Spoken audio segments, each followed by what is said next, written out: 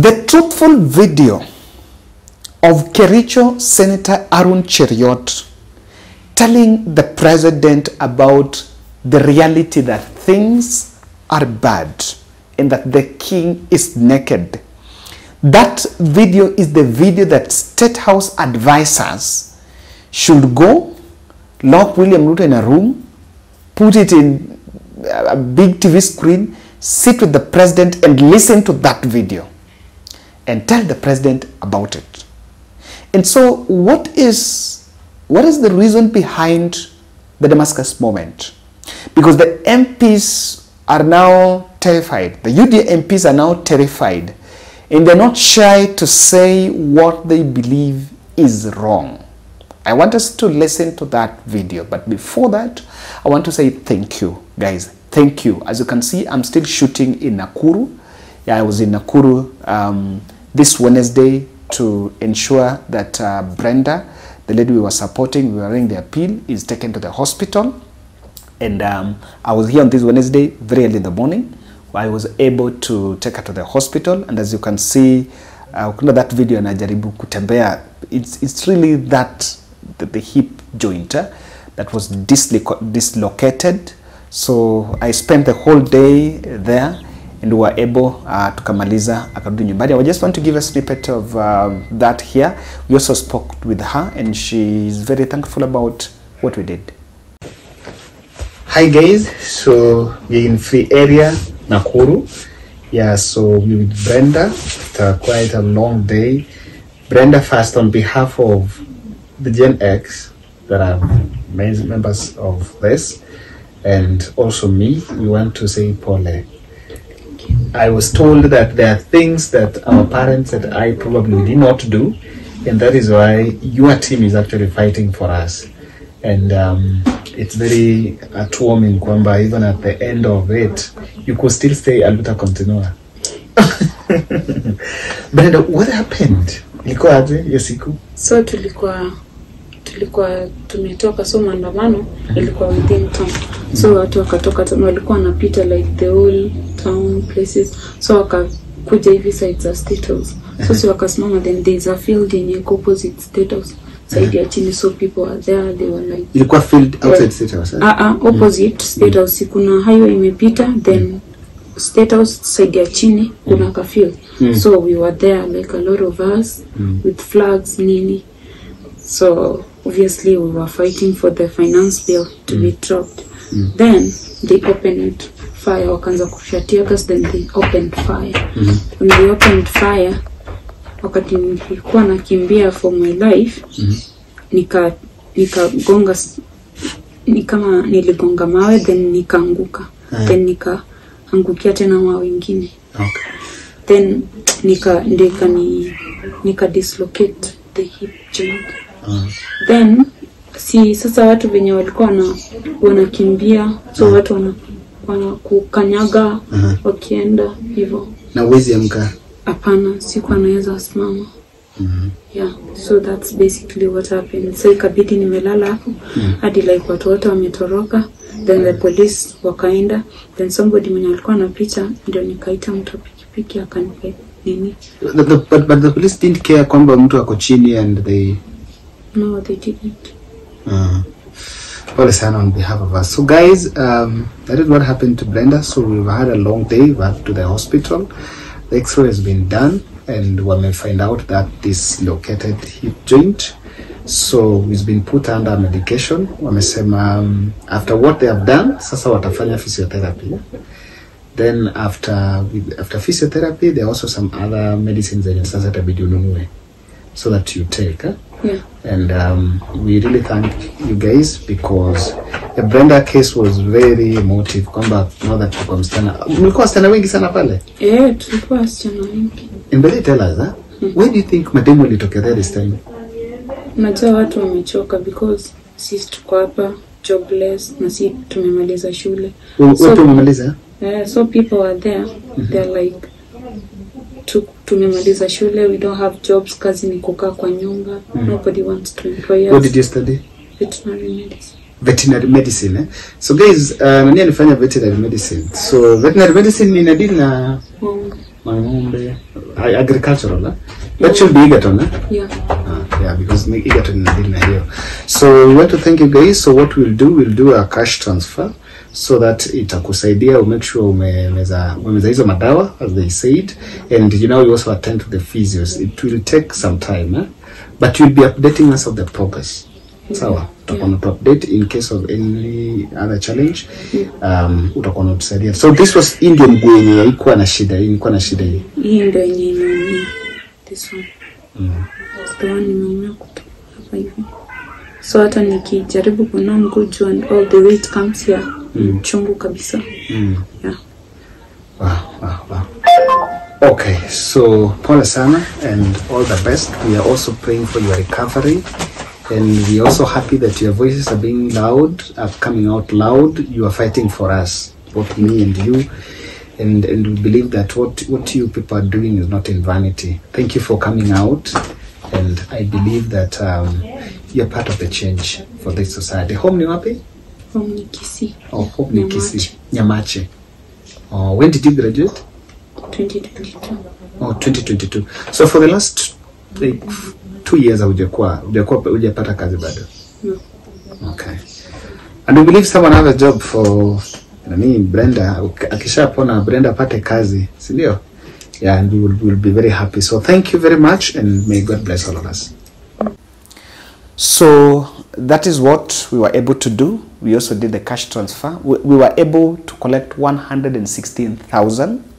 And out of 116,000, part of it, 40 was probably used for the medication and the others, and the other transport. And we also did another cash transfer of 60,000 in itamsaidia kulipa madawa, and there's some physio, and I think she also needs to buy some supplements kwa sababu tuliambiwa kwamba hata amekuwa weak kama I think alikuwa bit of a challenge kwa sababu hata kuna shida ya damu. We were told about that. So she's supposed also to buy some other supplements that itamsaidia. So I'm just so happy we've really helped that lady. By the way, tumemsaidia, we've really done something, and this is what sometimes warms my heart if you can be able to do. And I attended your apology, by the way. I attended your apology. Many of you sent an apology for apologize to her and her generation because there is something we didn't do.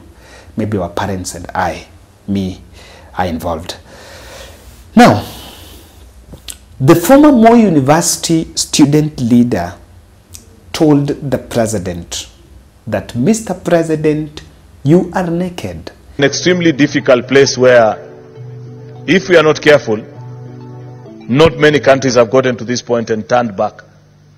There are some that 20, 30, 50 years are still trying to turn back actually, after moments such as this. Therefore, this calls for introspection. This calls for a rethink. This calls for serious empathy on our part as a leader.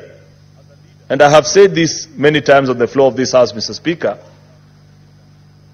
that the challenges that we face as a country, on many occasions, we have very limited choice.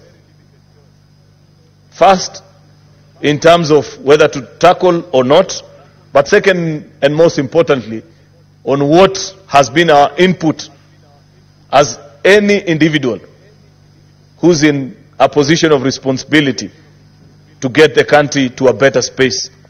Therefore, as I begin, Mr. Speaker, I'd wish to personally, and this is at a personal level, not even necessarily as Senator for Kericho, Majority Leader, but just as a leader and somebody who God has granted the opportunity to serve in a position of responsibility in this country, to tender my unreserved apology to the country for either by commission or omission everything that I have contributed into getting us into the mess and the place that we are in. I have reflected deeply the last few days, Mr. Speaker, and looked through my own journey as an individual and asked myself very serious questions, trying to wear the shoes of the ordinary citizens and how they feel at this particular moment about me as a person. I don't want to focus about any other individual, whichever office they occupy, but just me, a citizen of this country, that God in his own wisdom granted the opportunity to serve in a place of responsibility, and try to retrace my steps. What is it that perhaps I should have done better? I have to be sincere, Mr. Speaker, that there were days in the night that I contemplated even quitting and said, perhaps maybe other people can do it. But this is not the time to quit. Because quitting doesn't solve. It doesn't get us out of the hole that you already are in. If it's about getting out and running away, Mr. Speaker, you first sort the mess that you created. I'm afraid, Mr. Speaker, that I know that is the agony that many of our colleagues have thought through. And therefore, just to bring the country up to speed and appreciate why the Senate of the Republic of Kenya is seated this morning, is that we had a session yesterday in the afternoon where we sat down as the Senate of the Republic of Kenya off camera, not in this chamber, but seated somewhere together, and reasoned and said, what is it that we can make as our contribution? We are deeply embarrassed, Mr. Speaker, that it has taken young children to point to us that you are naked as our leaders. Extremely troubling. A moment that, to many of the people that I listened to yesterday in the afternoon as leaders shared their experiences and what has been the last few weeks, I realized that we are in extraordinary times, and ordinary solutions that we have proposed in the past cannot work this time. Unless we are serious, unless we are genuine, unless we are honest, unless we mean it, let us not begin this conversation in this house this morning, Mr. Speaker. And I'd wish to put it on record that I come 100% willing and committed, standing before the Senate and the Republic of Kenya, knowing well that one way or the other, I have made a contribution that I am ready to be persuaded and to be led jointly, first of all, by the leaders that are here and by the things that we are being told by the people that are speaking in the public spaces and the conversation that's going on in the country, Mr. Speaker, on what we need to do to redeem and win back our country so that people can reflect back.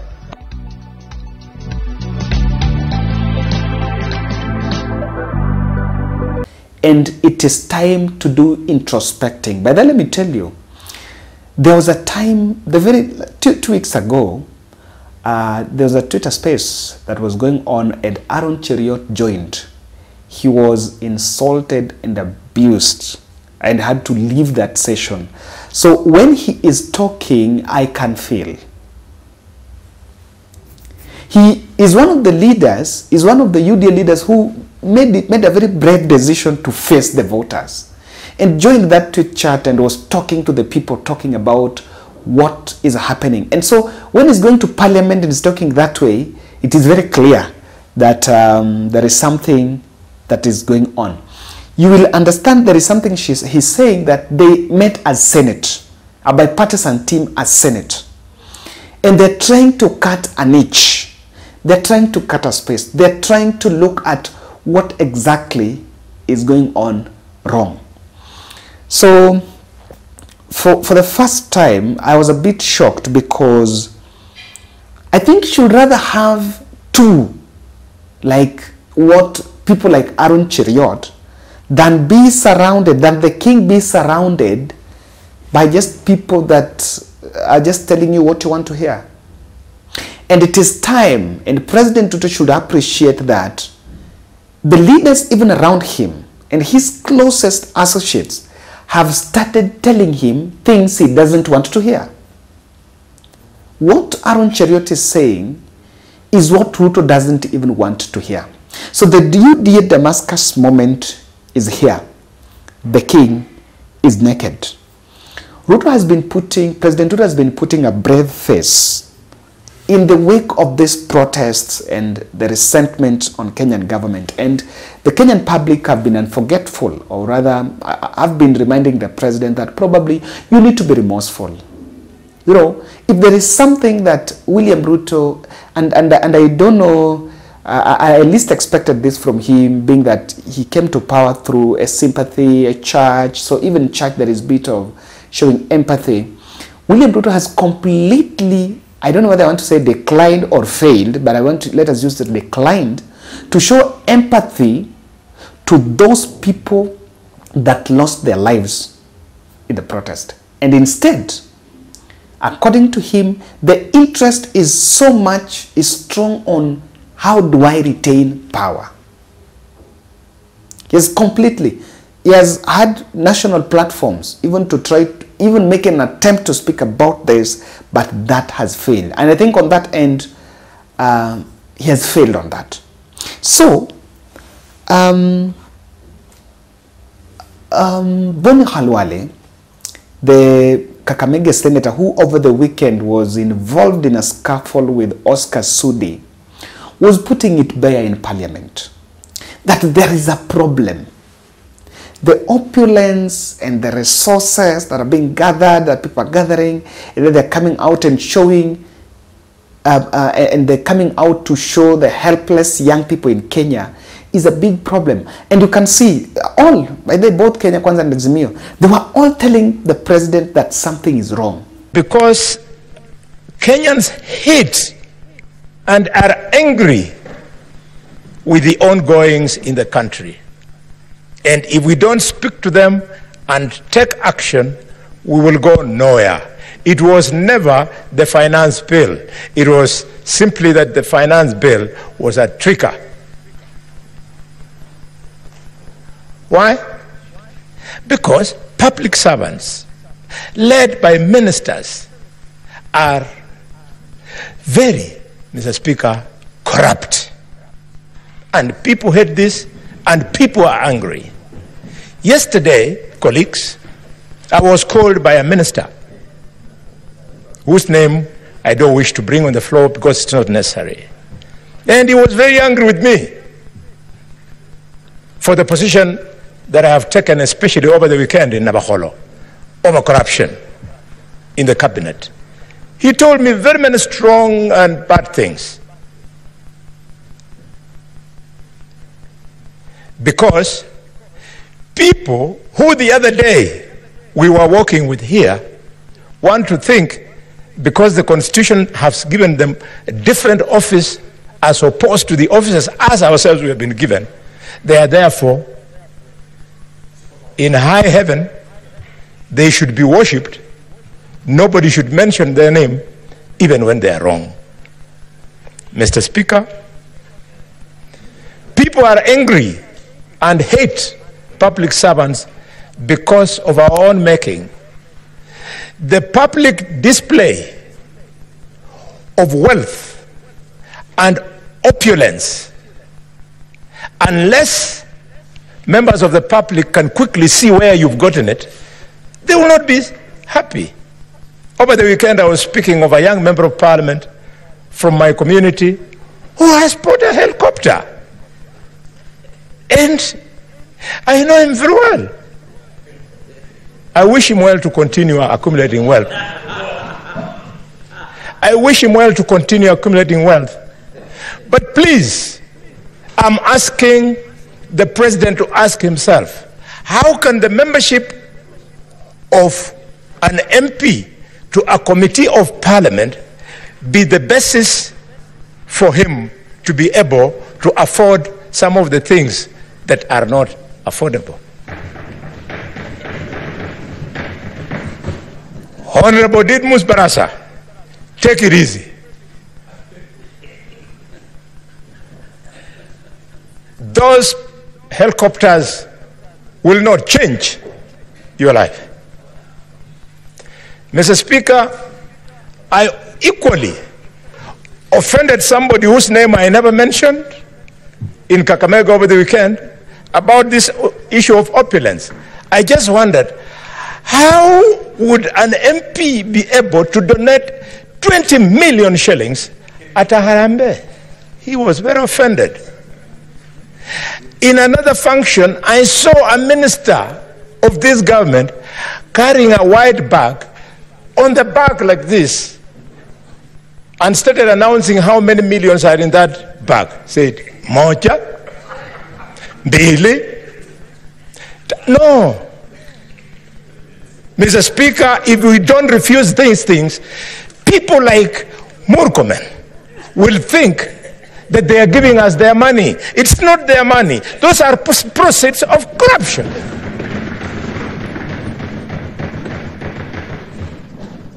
This House is saying no.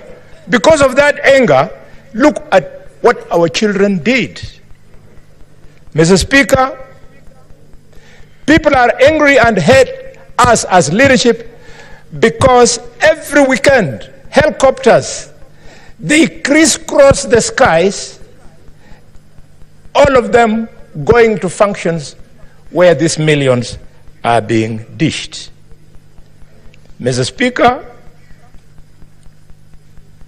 the fuel gasless that we drive,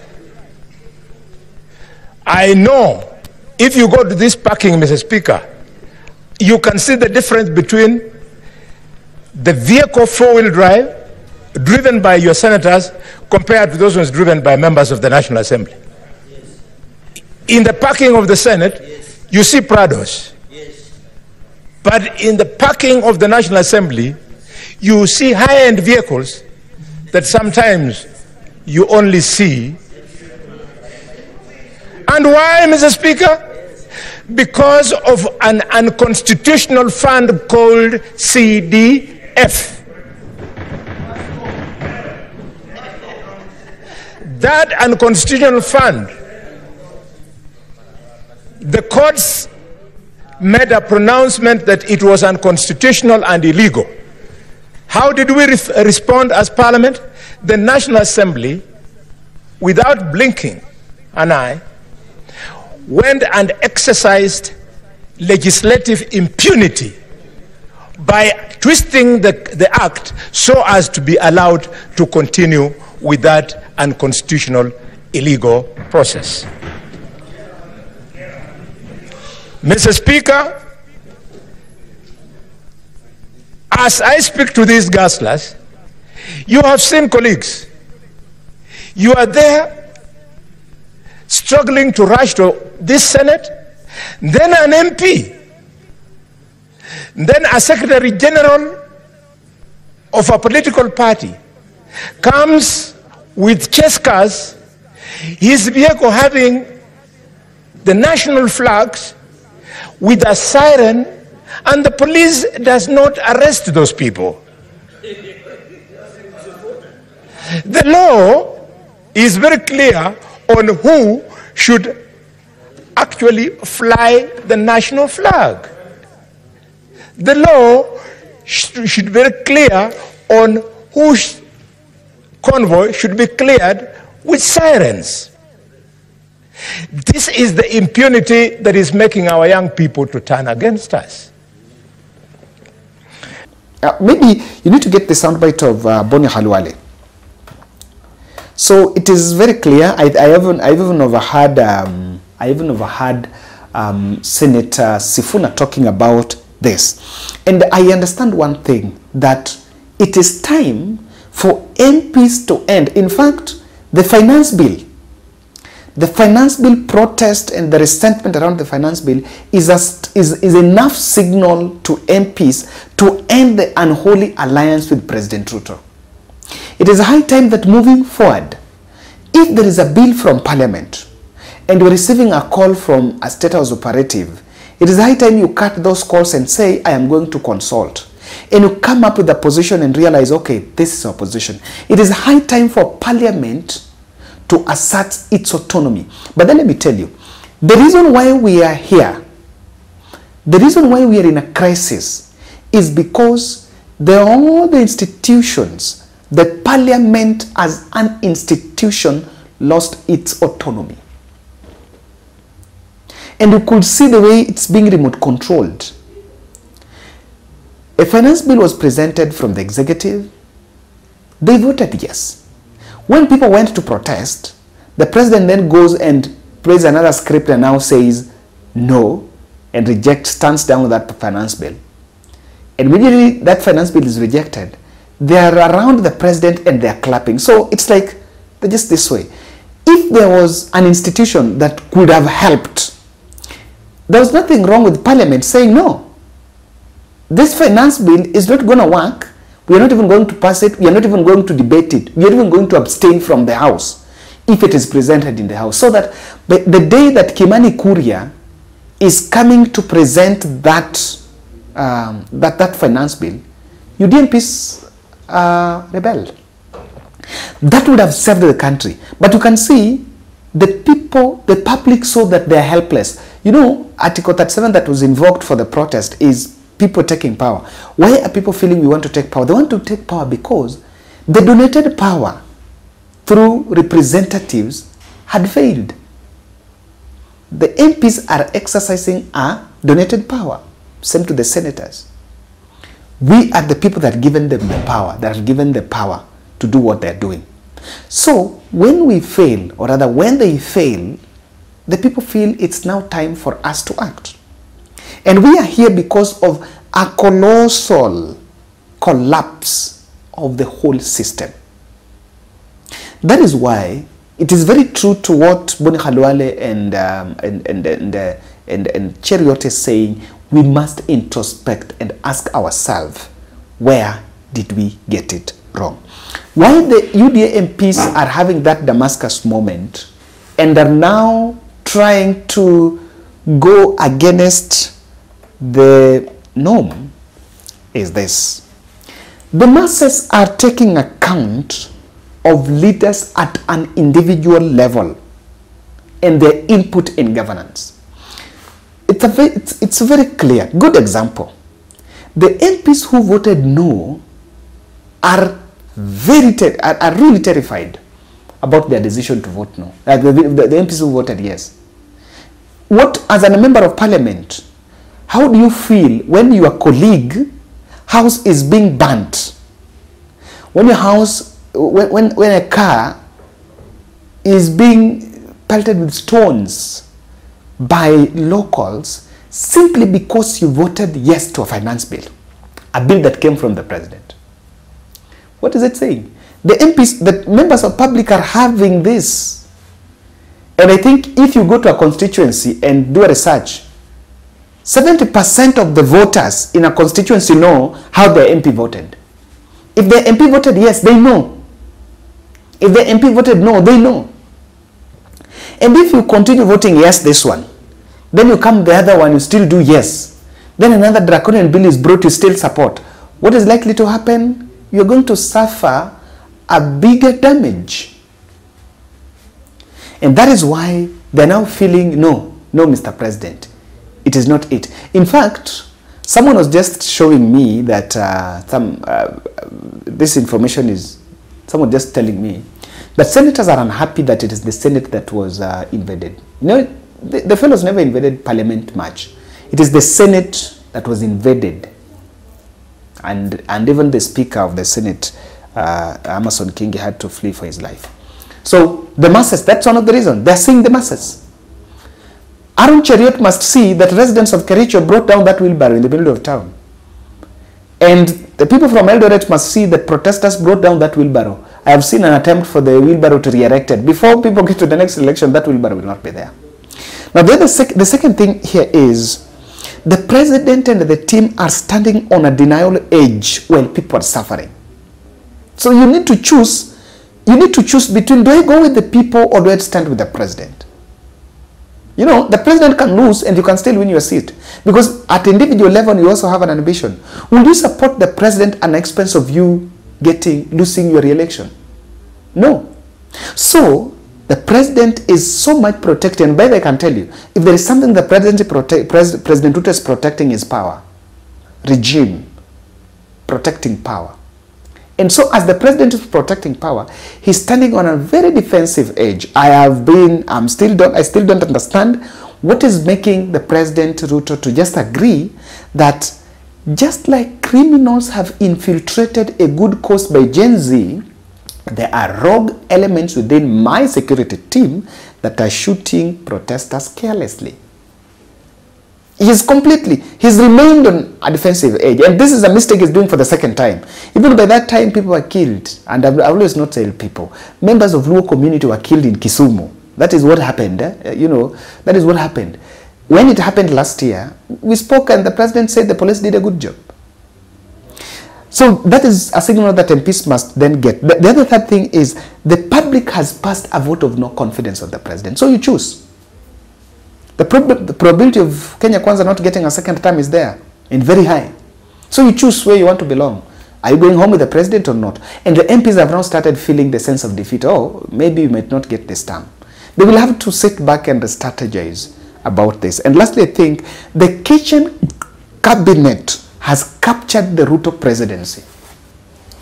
Mimi sometimes, let me be honest. Sometimes I tend to sympathize with him, with the president, because or rather I tend to not to understand, is it that what the intelligence are telling him is not truth? Why does he act like he's not in touch with the people? Or he's just pursuing interest despite of what the population is saying? And you came to understand there are people that are around the president. They want things to be done that way. And we saw Kenya Kwanza brought in layers, economic advisors, economic council, presidential economic council. I don't know. All these layers of economic advisors, because the government is formed on the basis of resuscitating the economy. They've created more harm, more damage. I think we'll even fall back to what Uhuru used to do and Kibaki. The new thing, what is being touted as the new thing is not there. And MPs must also see the same, that bottom-up thing, that bottom-up model, it's either it's not being implemented or it's not there in the first place. Yes. Or somewhere in the middle, it could be there, but it's not being implemented. So you risk losing your seat on this, and that's probably why the MPs are now ending that unholy alliance with the executive. Ladies and gentlemen, that is my take. Thank you very much for supporting me. I am still in Nakuru. I believe I'll be making my way to Nairobi tomorrow so that I can really get my way. And at least kama kutakuwa na crop protest, I will make up in the morning at least to tusipate protest so that we can make our way. And thank you very much for supporting this lady. Kama unaweza kuwa na kazi, umemsikia hapo umsichana hana kazi. Yeah, I may not have that. You can also help. Kazi at least anaweza fanya akishapona. She's still, but now she's a bit better. Although bado haizi tembea, but she's doing now well. So apparently hanko ameenda hospitali kwa sababu watu walikuwa wanacheka protesters by the way. The police were arresting protesters. So bad. Thank you guys. Let's meet in the next.